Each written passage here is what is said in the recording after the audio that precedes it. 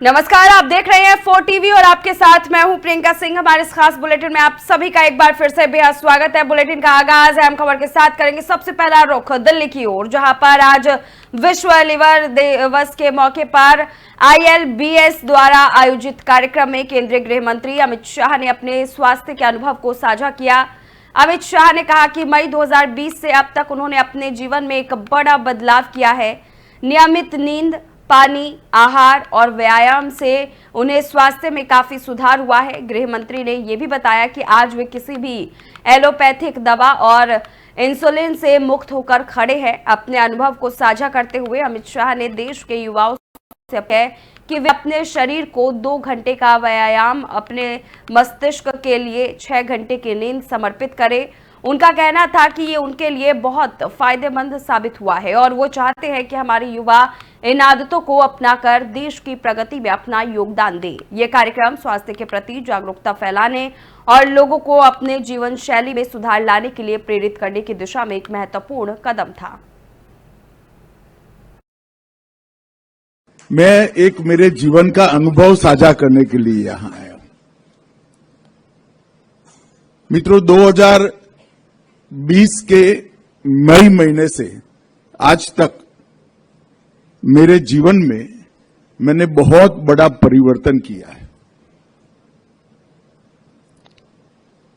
शरीर को जितनी चाहिए इतनी नींद, शरीर को जितनी चाहिए इतना पानी और शरीर को जैसा चाहिए ऐसा आहार और नियमित व्यायाम से मैंने मेरे जीवन में बहुत कुछ हासिल किया है और ये अनुभव को साझा करने के लिए मैं आया हूं। मैं आपको बता सकता हूं कि ये 4.5 साल के समय में मैं आज करीब करीब सभी एलोपैथिक दवा और इंसुलिन से मुक्त होकर आपके सामने खड़ा हूं। मैं एक मेरे जीवन का अनुभव साझा। चलिए आगे बढ़ेंगे लखनऊ की ओर, जहां पर उत्तर प्रदेश के डिप्टी सीएम ब्रजेश पाठक का बड़ा बयान सामने आया। उन्होंने साफ कर दिया है कि यूपी सरकार कानून व्यवस्था को लेकर कोई समझौता नहीं करेगी। ब्रजेश पाठक ने कहा, उत्तर प्रदेश में किसी को भी कानून से खिलवाड़ करने की इजाजत नहीं है और महापुरुषों का सम्मान करना हमारी संस्कृति का हिस्सा है। उन्होंने ये भी दावा किया कि प्रधानमंत्री मोदी की गरीब कल्याण योजनाओं के माध्यम से बीजेपी सरकार जनता का भरोसा लगातार जीत रही है। यानी साफ है, योगी सरकार की प्राथमिकता है कानून का राज और जनता का विश्वास। देखिए, हमारी सरकार उत्तर प्रदेश में लाइन ऑर्डर को मजबूत करेगी। किसी को भी कानून से खिलवाड़ करने की इजाजत नहीं है और महापुरुषों का सम्मान करना हमारी संस्कृति में है। समाजवादी पार्टी का ये पुराना सगल है, कोई सिगुफा छोड़ करके अखबार की सुर्खियां बटोरना, जबकि हमारी सरकार भारतीय जनता पार्टी माननीय मोदी जी की गरीब कल्याण योजनाओं के माध्यम से जन जन का भरोसा लगातार जीत रही है। देखिए, अब रुख करेंगे आगरा की ओर, जहां पर बड़ी राजनीतिक खबर सामने आ रही है। समाजवादी पार्टी के राष्ट्रीय अध्यक्ष अखिलेश यादव ने एक बेहद गंभीर और चौंकाने वाला दावा कर दिया है। अखिलेश यादव ने कहा है कि उन्हें गोली मारने की धमकी दी जा रही है और धमकी देने वालों ने साफ कहा है, जैसे फूलन देवी को मारा गया वैसे तुम्हें भी मारेंगे। अखिलेश यही नहीं रुके, उन्होंने कहा कि ये कोई सामान्य धमकी नहीं है, बल्कि इसके पीछे सामंतवादी और प्रभुत्ववादी ताकतें हैं और इन ताकतों को सत्ता का संरक्षण भी मिला हुआ है। उन्होंने सवाल उठाया कि आखिर इन लोगों के पीछे कौन है, किसके दम पर ये इतनी बड़ी धमकी देने की हिम्मत कर रहे हैं। फिलहाल इस बयान के बाद सियासी पाला चढ़ चुका है और अब देखना होगा कि सुरक्षा एजेंसियां और प्रशासन इस धमकी को कितनी गंभीरता से लेता है। ये घटनाएं हुई हैं,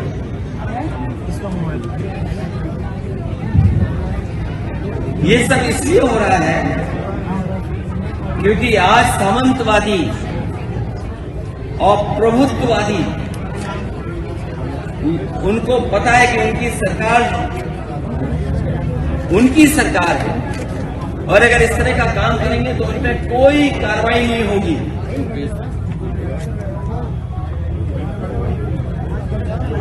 इसीलिए निषाद समाज की वीरांगना फूलन देवी को मारने वाला और किस तरह बोलने वाले लोग वहां शामिल हो, किस तरह ब्रॉडकास्ट किया जा रहा है आज के समय पर। आज जब मैं अपनी पार्टी के दलित सांसद राजू सुमन जी के साथ खड़ा हूं तो याद होगा मुझे गोली मारने की धमकी मिल रही है। जैसे फूलन देवी जी को मारा जैसे वैसे तुम्हें मारेंगे। आखिरकार कौन है इनके पीछे?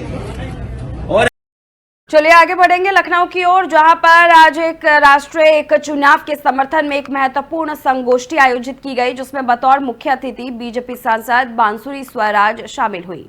इस दौरान उन्होंने न सिर्फ इस नीति को देश की राजनीति में स्थिरता और पारदर्शिता का प्रतीक बताया, बल्कि इसे एक मजबूत प्रचार और संदेश देने वाली पहल भी करार दिया। कार्यक्रम के दौरान बांसुरी स्वराज ने महिला कार्यकर्ताओं का खास आह्वान किया और कहा कि देश की आधी आबादी को अब नीति निर्माण में अग्रणी भूमिका निभानी होगी।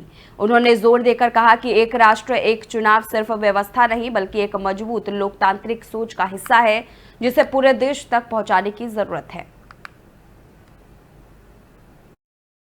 वन नेशन वन इलेक्शन अपने आप में नीति भी है, ये विचार भी है और ये समाधान भी है। समाधान है उन सब चुनौतियों का जो कि चुनाव के प्रबंध के वक्त आती हैं। समाधान है इस देश में चुनाव में जो 1.5% जीडीपी देश का लग जाता है बढ़ते खर्चे का। समाधान है देश में जो विकास में अवरोध आ जाता है बार बार आचार संहिता लगने के कारण। और एक एक मातृशक्ति जो यहाँ पर मौजूद है अपने आप में एक सामाजिक क्रांति है। इसलिए एक राष्ट्र एक चुनाव का मैसेज इन तक पहुंचाने के लिए आई हूँ। आज इनका आह्वान करने के लिए आई हूँ कि इस आइडिया को वो घर घर लेकर जाए। चलिए अब उत्तर प्रदेश के हापुड़ की ओर रुख करेंगे, जहां गांव सांवी हुमायूंपुर में आज एक खास माहौल देखने को मिला, जब मेरठ हापुड़ लोकसभा से सांसद और रामायण में भगवान राम का किरदार निभा चुके अरुण गोविल गांव पहुंचे। यहां उन्होंने सामयिक ग्राम पंचायत भवन का फीता काटकर लोकार्पण किया और पंचायत घर के महत्व को ग्रामीणों के सामने रखा। इस दौरान उन्होंने लोगों की समस्याएं भी सुनी और समाधान का भरोसा दिलाया। इसके बाद गांव हुमायूंपुर में घर घर रामायण अभियान के तहत उन्होंने ग्रामीणों को रामायण की पुस्तकें वितरित की। जय श्री राम के गगन भेदी नारों के बीच माहौल पूरी तरह भक्तिमय हो गया। अरुण गोविल ने कहा कि भगवान श्री राम केवल एक पात्र नहीं बल्कि एक प्रेरणा है। उनके आदर्शों को अपनाकर ही समाज को सही दिशा दी जा सकती है।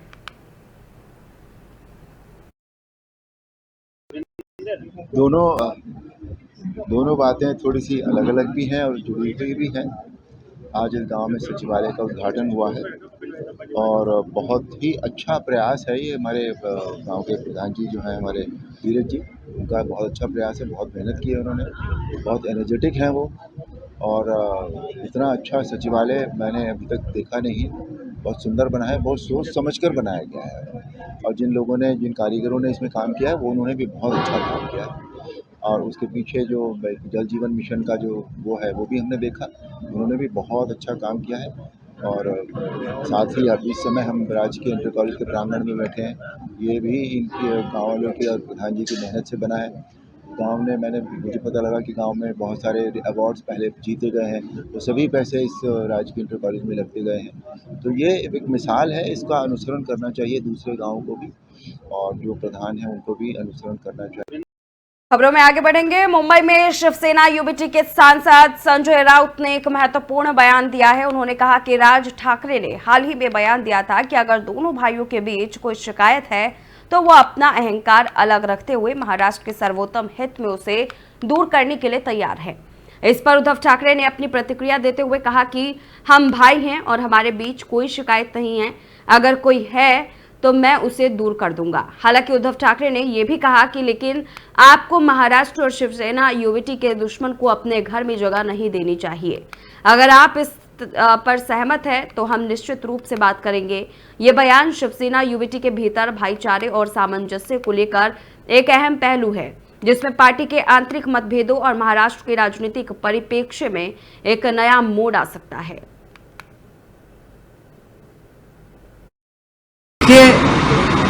राज ठाकरे जी ने अपनी बात रखी।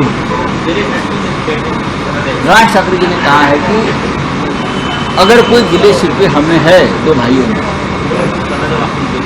तो मैं कोई ईगो नहीं रखूंगा और दूर करूंगा महाराष्ट्र के हित के लिए।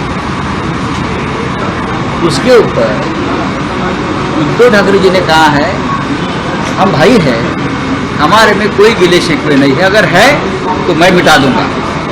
लेकिन एक ही बात जिससे हम महाराष्ट्र के दुश्मन मानते हैं, शिवसेना के दुश्मन मानते हैं, उसको अपने घर में आप जगह मत देना, उनके साथ खाने पीने को मत बैठना। यह अगर मंजूर है तो जरूर हम बात करेंगे। देखिए, आगे बढ़ेंगे। पश्चिम बंगाल में हिंदुओं पर हो रही कथित हिंसा और मुख्यमंत्री ममता बनर्जी की चुप्पी के खिलाफ आज देश भर में विश्व हिंदू परिषद का प्रदर्शन जारी है। इसी कड़ी में धनबाद के रणधीर वर्मा चौक पर भी विश्व हिंदू परिषद और बजरंग दल के कार्यकर्ताओं ने आक्रोश दिखाते हुए प्रदर्शन किया। प्रदर्शनकारियों ने पश्चिम बंगाल में अविलंब राष्ट्रपति शासन लगाने की मांग की है। इस दौरान विश्व हिंदू परिषद के पदाधिकारी द्वारिका प्रसाद तिवारी ने कहा कि पश्चिम बंगाल सरकार के खिलाफ अब केंद्र को सख्त कदम उठाना चाहिए। हिंसा का अधिकार इस देश में किसी को नहीं। बंगाल में जिस प्रकार से हिंदुओं पर अत्याचार किए गए, उनके घरों को जलाया गया, हत्याएं की गई, इस कुकृत्य के खिलाफ अब हिंदू संगठन सड़कों पर उतर आए हैं। हम केंद्र सरकार से ये कहना चाहते हैं कि पश्चिम बंगाल में हिंदुओं पर हो रही हिंसा पर तुरंत लगाम लगाने के लिए राज्य में राष्ट्रपति शासन लागू किया जाए। हिंदू परिषद धनबाद जिला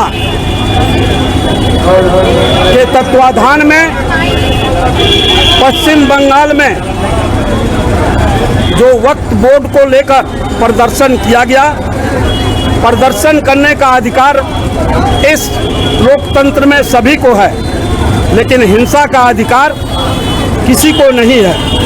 लेकिन वहाँ के ममता बानो सरकार के साथ मिलकर वहाँ पर मुस्लिम समुदाय के लोगों ने जो हमारे हिंदू भाई बहनों बच्चों हमारे बूढ़े को जो है मारा है, यहाँ तक कि 3 लोगों को जो है हत्या कर दिया गया। दोनों बाप बेटा थे। उनकी गलती इतनी थी कि वो मूर्ति बनाते थे भगवान का, और ये ममता बानो की सरकार ने वहाँ के हिंदुओं को घर जला दिया, उनके बच्चों को मार डाला, 3 का हत्या करवा दिया, और उसे भगाने के लिए भी ममता बानो। तो वहीं एटा में राजनीतिक विरोध प्रदर्शन देखने को मिला, जहां हिंदू संगठनों के कार्यकर्ताओं ने पश्चिम बंगाल के मुख्यमंत्री ममता बनर्जी के खिलाफ जोरदार प्रदर्शन किया। कार्यकर्ताओं ने आरोप लगाया कि बंगाल में दंगाइयों को शरण दी जा रही है और हिंदू समुदाय के लोगों पर अत्याचार हो रहे हैं। इसी के विरोध में एटा के ठंडी सड़क तिराहे पर ममता बनर्जी का पुतला फूंका गया। हाथों में पुतला लिए नारों के साथ कार्यकर्ता ग्रीन गार्डन से जुलूस निकालते हुए पहुंचे और ममता बनर्जी मुर्दाबाद के नारे भी लगाए गए। साथ ही राष्ट्रपति से मांग की गई कि पश्चिम बंगाल सरकार को बर्खास्त कर वहां राष्ट्रपति शासन लागू किया जाए। कोतवाली नगर क्षेत्र में हुआ ये प्रदर्शन एक बार फिर बंगाल की कानून व्यवस्था पर सवाल खड़े कर रहे हैं।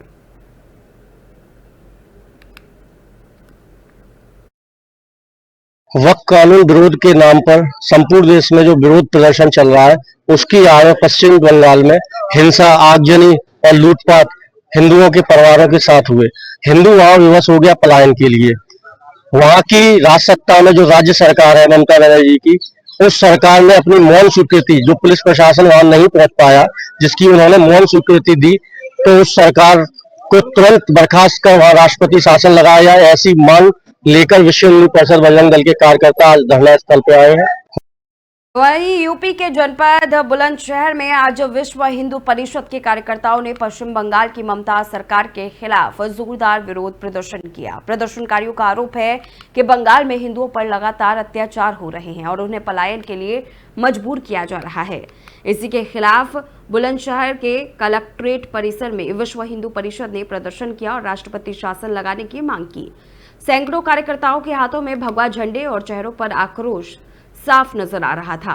इस दौरान कार्यकर्ताओं ने पश्चिम बंगाल सरकार के खिलाफ नारेबाजी की और ममता बनर्जी पर हिंदुओं के साथ पक्षपात और हिंसा करने का आरोप लगाया। प्रदर्शनकारियों ने कलेक्ट्रेट परिसर में बैठकर हनुमान चालीसा का भी पाठ किया और भगवान से न्याय की प्रार्थना की। इसके बाद विश्व हिंदू परिषद के जिलाध्यक्ष अमित नागर ने राष्ट्रपति के नाम एक ज्ञापन सिटी मजिस्ट्रेट संजय सिंह को सौंपा। अमित नागर ने कहा कि बंगाल में हिंदुओं पर हो रहे अत्याचार के खिलाफ यह आवाज उठाई जा रही है और राष्ट्रपति से निवेदन किया गया है कि पश्चिम बंगाल में तत्काल राष्ट्रपति शासन लागू किया जाए ताकि वहां के हिंदुओं को न्याय मिल सके।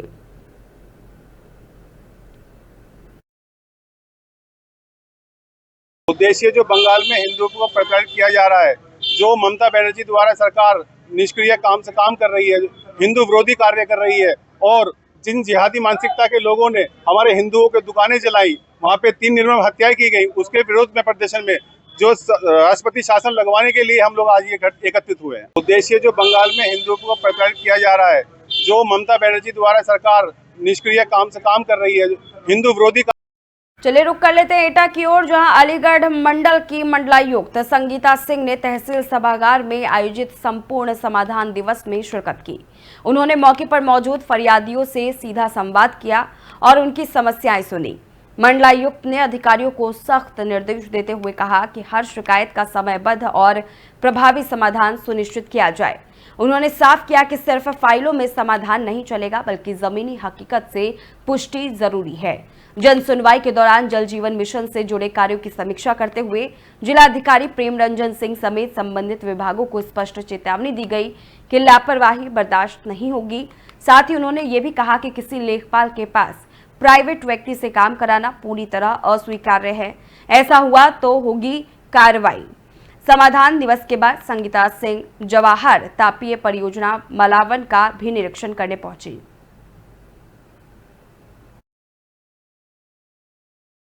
समय हुआ पूरा नहीं हुआ, अभी भी लोग मिल रहे हैं। मुझे लग रहा है कि हाँ निस्तारण हो रहा है। कुछ समस्याएं हैं जिनका कि अभी मैंने एक जगह फोन पे बात करके भी उसमें तहसील रजिस्टर में दिखाया गया था कि निस्तारण हो गया है, तो मैंने खुद बात करी है उनसे, सज्जन से, वो संतुष्ट हैं।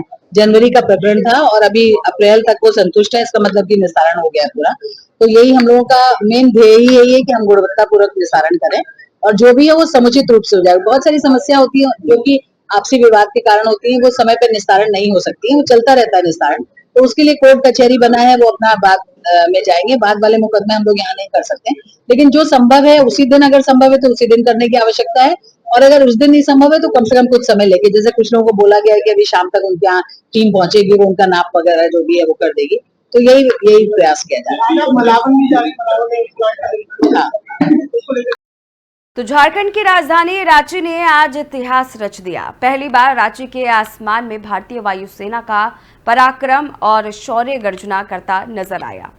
नामकुम स्थित खोजा टोली आर्मी ग्राउंड में आयोजित 2 दिवसीय एयर शो कार्यक्रम का आज पहला दिन रहा और इस शुरुआत को यादगार बना दिया वायुसेना की सूर्य किरण एरोबेटिक्स टीम ने।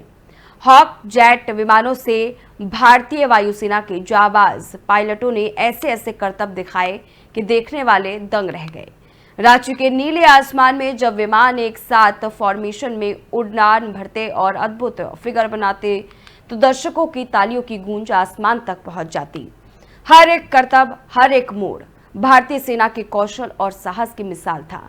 रांची वासियों के लिए ये एक गर्व का पल था जब उन्होंने अपनी धरती पर देश की ताकत को इतने करीब से देखा और महसूस किया। ये सिर्फ एक शो नहीं बल्कि वायुसेना के जज्बे, हौसले और समर्पण का जीवंत प्रदर्शन था। और कल इस 2 दिवसीय कार्यक्रम का दूसरा और अंतिम दिन होगा जिसमें और भी हैरत अंगेज प्रदर्शन देखने को मिलेंगे।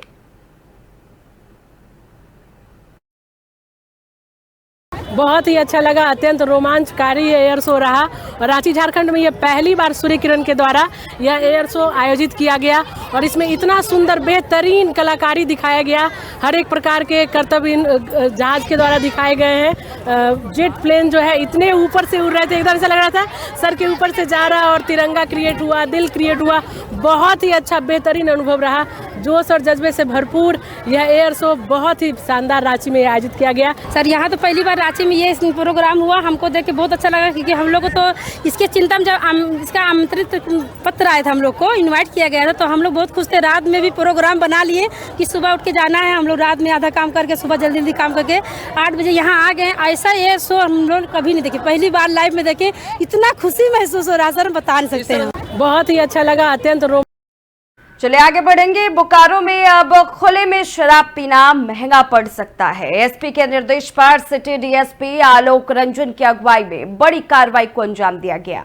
शहर के अलग अलग इलाकों में खुले में शराब पीने और बैठकर पिलाने वालों को पुलिस ने दौड़ा कर पकड़ा। सेक्टर 12, सेक्टर 4 सहित कई इलाकों में कार्रवाई हुई। जैसे ही पुलिस पहुंची, लोग बोतल छोड़कर भागते नजर आए, लेकिन इस बार पुलिस भी पूरी तैयारी में थी। कई थाने की टीम एक साथ इस ऑपरेशन का हिस्सा रही। सिटी डीएसपी आलोक रंजन ने साफ शब्दों में कहा, यह कार्रवाई सिर्फ शुरुआती है। अगर कोई भी व्यक्ति खुले में बैठकर शराब पीते पाया गया तो नशे में हुड़दंग करता मिला तो सीधे कानून की गिरफ्त में जाएगा। पुलिस का मकसद है कि ऐसे लोगों के मन में पुलिस का डर बना रहे और शहर में शांति और सुरक्षा बरकरार रहे। इन सब जगहों को चेक करना जहाँ पे अड्डेबाजी की सूचना है, खुले में आदमी बैठ कर शराब पीते हैं। जैसा प्राय ऐसा देखा जाता है कि मार्केट वहाँ पे ही कुछ स्टॉल्स वगैरह होता है जहाँ पे खड़े होकर के जमा करके युवकों के द्वारा शराब का सेवन किया जाता है। उन्हीं सब चीज़ों को देखते हुए फुट पेट्रोलिंग किया जा रहा है। पूर्व में भी किया जाता है और अभी भी किया जा रहा है। मतलब आज ये हम लोग सिटी एरिया में, सेक्टर 12 के एरिया में, ये हम लोग अन्य क्षेत्रों में भी जाकर दूसरे जगहों पे जहाँ पे शिकायतें मिलती है प्राय उन सब जगहों पर जाकर आगे भी जाएंगे। पूर्व में भी ये चेतावनी किया गया है किसी भी प्रकार का गलत व्यवहार जो आप मार्केट प्लेस में जैसे खुले में शराब पीना, अड्डेबाजी करना, इन सब चीज़ों को ना करें। जो भी असामाजिक तत्व इससे पाए जाएंगे उन पर जो सुसंगत धारा है उन पर अगर गंभीर कुछ ऐसा पाया जाता है तो उन पर कार्रवाई किया जाएगा। यही उन पर सच चेतावनी है। इन सब तो वहीं अलीगढ़ रेलवे स्टेशन पर एक बड़ा हादसा होते होते टल गया और इसकी वजह बना एक बहादुर कांस्टेबल। दरअसल एक यात्री चलती ट्रेन से उतरने की कोशिश में प्लेटफॉर्म और ट्रेन के बीच फिसलकर गिर गया। वहां मौजूद लोग घबरा गए, लेकिन मौके पर तैनात आरपीएफ कांस्टेबल हेमेंद्र सिंह ने बिना एक पल गवाए फुर्ती दिखाई। उन्होंने झट से उस यात्री को खींचकर बाहर निकाल लिया और एक बड़ी अनहोनी होने से टल गई। यह घटना न सिर्फ कांस्टेबल की बहादुरी को सलाम करने वाली है, बल्कि एक सबक भी देती है। चलती ट्रेन से उतरना या चढ़ना जिंदगी को दांव पर लगाने जैसा है।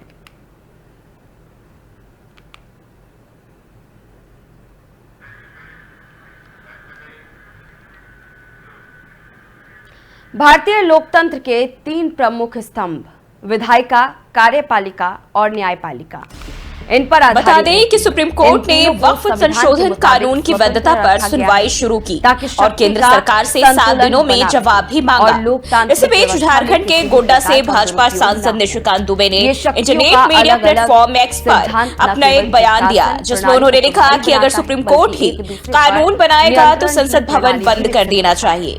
वहीं इससे पहले सुप्रीम कोर्ट में वक्फ कानून पर सुनवाई से पहले केंद्रीय मंत्री किरेन रिजिजू ने कहा था कि मुझे पूरा भरोसा है सुप्रीम कोर्ट विधायी मामले में दखल नहीं देगा, हमें एक दूसरे का सम्मान करना चाहिए।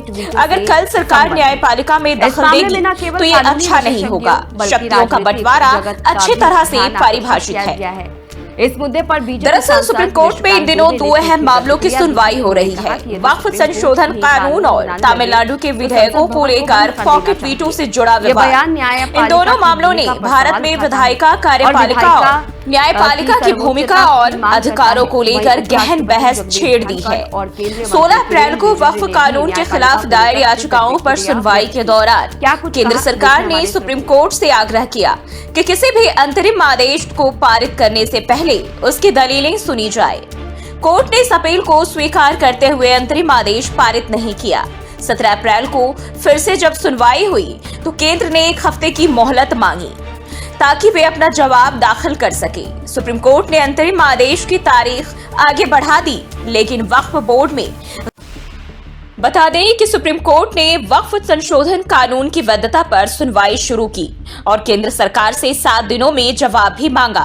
इसी बीच झारखंड के गोड्डा से भाजपा सांसद निशिकांत दुबे ने इंटरनेट मीडिया प्लेटफॉर्म एक्स पर अपना एक बयान दिया, जिसमें उन्होंने लिखा कि अगर सुप्रीम कोर्ट ही कानून बनाएगा तो संसद भवन बंद कर देना चाहिए। वहीं इससे पहले सुप्रीम कोर्ट में वक्फ कानून पर सुनवाई से पहले केंद्रीय मंत्री किरेन रिजिजू ने कहा था कि मुझे पूरा भरोसा है, सुप्रीम कोर्ट विधायी मामले में दखल नहीं देगा, हमें एक दूसरे का सम्मान करना चाहिए। अगर कल सरकार न्यायपालिका में दखल देगी तो ये अच्छा नहीं होगा। शक्तियों का बंटवारा अच्छी तरह से परिभाषित है। दरअसल सुप्रीम कोर्ट में इन दिनों दो अहम मामलों की सुनवाई हो रही है। वक्फ संशोधन कानून और तमिलनाडु के विधेयकों को लेकर पॉकेट वीटो से जुड़ा विवाद। इन दोनों मामलों ने भारत में विधायिका, कार्यपालिका और न्यायपालिका की भूमिका और अधिकारों को लेकर गहन बहस छेड़ दी है। 16 अप्रैल को वक्फ कानून के खिलाफ दायर याचिकाओं पर सुनवाई के दौरान केंद्र सरकार ने सुप्रीम कोर्ट से आग्रह किया कि किसी भी अंतरिम आदेश को पारित करने से पहले उसकी दलीलें सुनी जाए। कोर्ट ने इस अपील को स्वीकार करते हुए अंतरिम आदेश पारित नहीं किया। 17 अप्रैल को फिर से जब सुनवाई हुई तो केंद्र ने 1 हफ्ते की मोहलत मांगी ताकि वे अपना जवाब दाखिल कर सके। सुप्रीम कोर्ट ने अंतरिम आदेश की तारीख आगे बढ़ा दी, लेकिन वक्फ बोर्ड में गैर मुस्लिमों की एंट्री और वक्फ बाय यूजर संपत्तियों में किसी भी बदलाव पर रोक लगा दी है और इसमें स्पष्टीकरण मांगा गया है। और इसी बीच तमिलनाडु के 10 विधेयकों को लेकर राज्यपाल RN रवि की मंजूरी में देरी पर सुप्रीम कोर्ट ने हाल ही में बड़ा फैसला लिया। सुप्रीम कोर्ट ने कहा कि राष्ट्रपति को राज्यपाल के द्वारा भेजे गए विधेयकों पर 3 महीने के भीतर निर्णय लेना होगा। इसके साथ ही यह भी स्पष्ट किया, राज्यपाल किसी फाइल को अनिश्चित काल तक लंबित नहीं रख सकते, यानी कि उन्हें पॉकेट वीटो का अधिकार नहीं है। और इस निर्णय से असहमत केंद्र सरकार इसे कार्यपालिका की शक्तियों में हस्तक्षेप मान रही है और पुनरीक्षण याचिका दाखिल करने में जुटी हुई है। केंद्र का मानना है कि समय सीमा तय करने से संवैधानिक संतुलन प्रभावित होगा। ये दोनों मामले भारतीय लोकतंत्र में शक्तियों के विभाजन और उनकी व्याख्या के संदर्भ में मील का पत्थर साबित हो सकते हैं। वहीं वक्फ संशोधन कानून पर सुप्रीम कोर्ट में चल रही सुनवाई और नेताओं की प्रतिक्रियाएं भारतीय राजनीति और संवैधानिक संस्थाओं के बीच संतुलन बनाए रखने की आवश्यकता को उजागर करती है। इस मुद्दे पर आगे की घटनाएं भारतीय लोकतंत्र की मजबूती और संस्थाओं। तो फिलहाल इस खास बुलेटिन में बस इतना ही। रुकेंगे एक छोटे से ब्रेक के लिए। ब्रेक के उस पार खबरों का सिलसिला जारी है।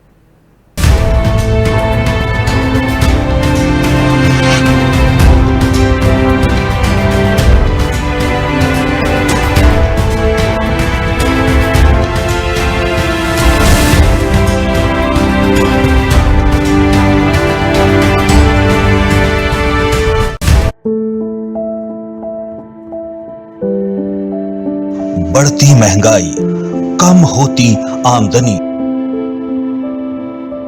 रसोई में हर रोज नए सवाल, सिलेंडर के दाम बढ़े तो रोटी कैसे बने, बच्चों की शिक्षा या घर का खर्च, रोटियों की कीमत पर सपने क्यों तोले जाएं?